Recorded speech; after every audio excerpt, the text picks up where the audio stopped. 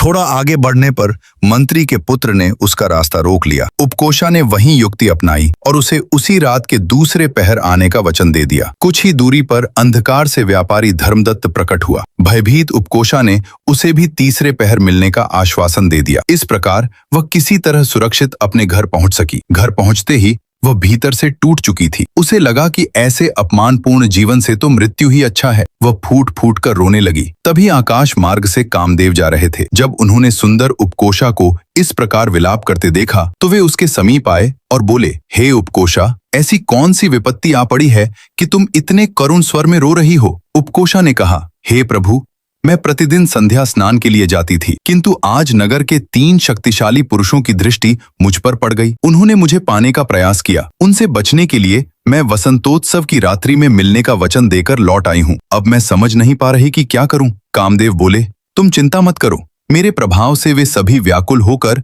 निश्चित समय पर यहाँ आएंगे। तुम अपनी सहेलियों की सहायता से तेल की एक बड़ी कड़ाही तैयार करो। उसमें काजल और सुगंधित इत्र मिलाकर एक काला गाढ़ा मिश्रण बना लेना, ताकि सुगंध से वास्तविक वस्तु की पहचान न हो सके। फिर 4 छोटे छोटे कपड़े उस मिश्रण में भिगोकर रख देना और एक बड़ा मजबूत संदूक बनवाकर रख लेना। आगे की काम मैं स्वयं करूंगा। जब वसंतोत्सव का दिन आया तो कामदेव उपकोषा की सहायता के लिए एक अत्यंत सुंदर कन्या के रूप में आए। पूरा नगर आनंद में डूबा हुआ था। पहले पहर कोतवाल आया। उस स्त्री ने अपनी सहेलियों के साथ स्नान के बहाने उसे एक अंधेरे कमरे में ले जाकर उसके वस्त्र और आभूषण उतरवा दिए और उसके शरीर पर काजल और तेल का लेप करने लगी। जब दूसरा पहर आया तो मंत्री का बेटा आ पहुंचा। स्त्री ने कहा, यदि मंत्री का बेटा आपको देख लेगा तो हम सभी पकड़े जाएंगे, इसलिए संदूक के अंदर छिप जाओ। फिर स्त्री और उसकी सहेलियां मंत्री के बेटे को भी स्नान के बहाने उसी कमरे में ले आईं। उसे भी काजल और तेल लगाया गया। उसका शरीर भयानक काला हो गया, पर सुगंध के कारण कुछ पता नहीं चला। तभी तीसरे पहर व्यापारी धर्मदत्त आया